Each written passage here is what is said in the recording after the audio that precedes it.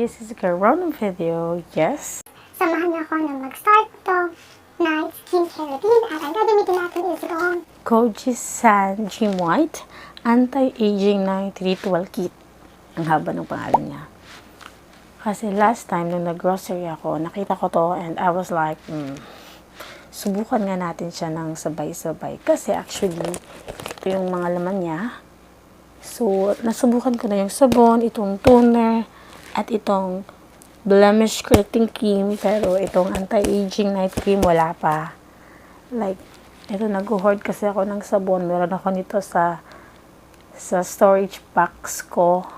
actually yun yung nalagyan ng sapatos na storage box, pero nilalagyan ko siya ng mga grocery, ng mga bagay na pinili ko. Yan. I've actually made an unboxing of it. So, if hindi nyo pa nakikita, ililink ko siya sa description box and I will put dito sa card sa taas. Dito. Kojie San Dream White. This one costs 350 pesos. So, sabi, save as much as 300 pesos. That of which I'm not sure kasi hindi ako familiar sa prices nito. But next time, itatry kong hanapin kung totoo ba nakasave ako ng 300 pesos. In terms of sa aking skin, personally, I think ngayon, my skin is in good condition compared before, which you can see in my previous videos, no? May mga panahon na nagkakapimple ako, and yun talaga yung malalaki, and hindi to na part talagang hindi siya natatanggal, tanggal. Dumala lang sila nung nagbuntis ako. Kasi nung nagbuntis ako, feeling ko mas nag-clear yung mukha ko. Natanggal yung mga pimples ko, and medyo ganun yung pakiramdam ko. Naglabasan na yung pimples ko dito sa noon nung mga huling buwan or on the 9th month. Again, my skin is oily.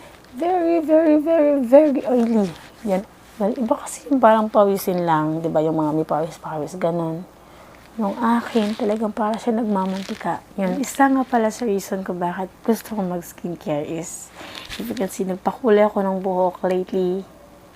Yun. And I felt like medyo kailangan ng mag-skincare sa akin para naman bumagay sa aking buhok. O diba? Ang mukha ang mag-a-adjust, hindi ang hair. So, going back to this product, ito, nag-chika na naman si Ketch. Let's go back with this one. So, ang nilalaman nito is... Tadaan! There you have it. Ito siya. Nakakaloka. Meron na akong mga project ng Kojie San, pero nauto pa rin ako ng kit na ito. If you can see, bumili na ako dati ng sabon. Ito siya. Separate yan. Itong blemish correcting cream. And I also have itong anti-aging with sunscreen. Ito, with sunscreen siya naman. Bumibili ako pero hindi ko sila sabay-sabay na nagagamit. Kasi nga, yun, nakakatamad. And lalo na ngayon na medyo may baby na tayo, medyo wala tayong time mag-alaga ng sarili. But I was like, no, I guess, dapat ngayon ko mas alagaan yung skin ko. Kasi right now, I'm 30 years old. So, siguro ito talaga yung perfect time na bigyan naman natin ng halaga. Tsaka kaukulang panahon yung pag-aalaga ng mga skin natin. So, ito siya. Ito yung nalagyan niya. Ito. Tapos, ito yung anti-aging overnight cream. Tapos, ito yung sabon. Yung blemish correcting cream. Tapos, yung toner. Maliit lang yung toner, guys. Wait lang. Sa GP. Okay, so, ito yung mukha ko ngayon. Mukha siyang maputi, pero hindi siya actually ganun kaputi in real life, ha. Sa ilo lang yan. So, since tapos na ako nitong magsabon, isusunod naman natin itong toner. Buksan ko lang muna. Maliit lang siya. It's only 60 ml. Shake first. So, mag-add tayo ng kaunti para sa ating leeg and para sa ating neck. Ito sa likod. Yung likod ng, ano ba, nape? Yun yung tawag, nape. Sa neck. Pati sa nape. Char. May pa-nape pa akong nilalaman na. Oh, okay. Almost pareho lang sila ng lagayan nitong may sunscreen. Kaso nga lang blue to. Tapos ito siya may gold. Something. Ayan, may gold at saka blue. Hindi ko alam kung ano yung unahin. At saka hindi naman nakalagay. I'll just make a guess. So, siguro ito dapat ang unahin before this one. Kasi overnight cream. So, siya yung last. Oh my God. So, ito yung i-apply natin sa mukha natin. Ito siya. Squeeze tube siya. And what I really like about this one is yung amoy niya. Mabango. Yan siya. Ito siya. Hindi siya honey. I really like the smell and I really think it's very effective. Usually ang ginagawa ko is ganyan. Ganyan. So,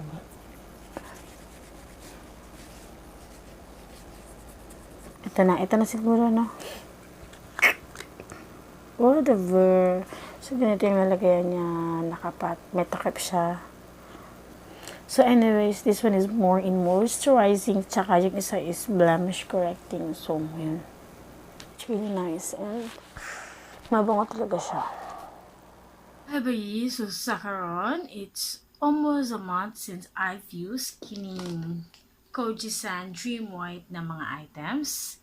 And so, I guess, sakto na ang panahon sa karon for me to have a say regarding these products. So, how we gonna present ba? Okay. Inganin ako siya pag-present sa inyo ha. I will rank the products. Tapos, I will share to you kung bakit yun yung rank niya and why I like or not so like that much kana nga product. Okay. We have here 5 products and on the 5th list, para sa akin, ang hindi ko medj na gustuhan is itang... Okay, but before that, hindi ko siya nagustuhan not because it's not effective. It's just that hindi siya fit para sa akin. Dili siya haum sa ako ang skin type. So this one is itong anti-aging overnight cream. Like what I've told you, I have very oily skin. And feeling ko, yun po siya. Hindi ko talaga siya kayang gamitin. Kasi nga, pagising ko sa umaga, parang moisturized na shitty ko type. So, if you're into normal to dry skin, siguro magugustuhan mo to. Kasi isa pa, mabango siya. Yun. Hindi lang talaga para sa akin. Okay, on the 4th list, we have here itong facial toner. Ito, hindi ko na siya na-open. Talagang nagkasya yung maliit na yun for a month. Kasi nga din, yun, hindi ako masyadong devoted sa skincare routine na i-touch. There were times na talagang nakakalimutan ko siya, but siguro yun yung skincare na kailangan ko yung medyo pang tamad or pang malilimutin type na skincare. So, ito, okay lang naman siya. Alam mo yung feeling na okay lang meron at okay lang na wala. So far, feeling ko consistent yung amoy nila. So again, we have here for number 4, anti-aging facial toner with collagen. Next, on the 3rd spot, anti-aging cream with sunscreen. I cannot deem how important yung paggamit ng sunscreen. Of course, sobrang init sa atin dito sa Pinas, but ewan ko, basta yun para sa akin. It's okay, medyo sticky kasi siya. So, hindi ko masyadong bet. But of course, mahalaga ang sunscreen. Sino ba sige yung bunat? Alam mo kung gaano kahalaga yung sunscreen. Ba't hindi ka na sa sunscreen? Clouds. On the 3rd spot, we have here anti-aging cream with sunscreen. SPF 30 siya. Second item, which is on my list, And so we have here, tadan! Itong Dream White Anti-Aging Soap. Ito. So, siguro compare sa ibang product, ito yung sabon na talagang nagagamit ko everyday. For almost a month, dalawang ganito yung naubos ko. And, ano po, I think this one is really effective. And, babad mo lang siya ng medyo, say, for a minute or so, or hanggang mag-dry siya sa mukha mo, then you can wash it off. And of course, ang pinaka number 1 sa aking list is itong Dream White Blemish Correcting Cream. And I don't know why, basta feeling ko nakakaganda siya and hiyang siya sa skin ko. Hindi siya ganun katapang, but I can really feel na effective siya. But mind you, or please be reminded na this one works perfectly with this product. So, yun. So, if you will ask me kung alin sa kanila yung pinaka-worth buying, itong dalawa. Yes. Para sa akin. Ito yung pinaka-nag-work sa aking skin. Kahit na ito lang. Huwag mo nang gamitin yung the rest. You can see changes in your skin for probably a week or so. Makikita mo talaga. And ito yung dahilan kung bakit this one is on the 3rd list kasi feeling ko medyo same sila konti. Yun nga lang, this one is more on this sticky part kasi nga may sunscreen siya. I don't know. Siguro I should be liking this one because this one has sunscreen pero I really cannot fool my heart. Charot. Talagang ito yung sinisigaw ng puso at isip ko. Yes. Ito ang Dream White Blemish Correcting Cream. So, hindi ko sila masyadong nagagamit like as religiously as I should. Pero, at least kahit pa nagagamit ko and I can see changes on my skin. But, I don't know. It wasn't as good as I remember it to be. Ito siya. Feeling ko kasi dati like 2 to 3 days lang nakakakita na ako ng effect sa aking skin. Nagbabrighten ng sobra yung skin ko and naglalighten. Pero this time, parang, but I still love it. It's still my number 1. Yun nga lang, hindi na siya kasing ganda as I remember. Or baka siguro iba lang talaga yung condition ng skin ko ngayon, kaya iba din yung effect niya. So, moral to kung ikaw istorya. And dito na tama na akong video. See you in the next one. Bye!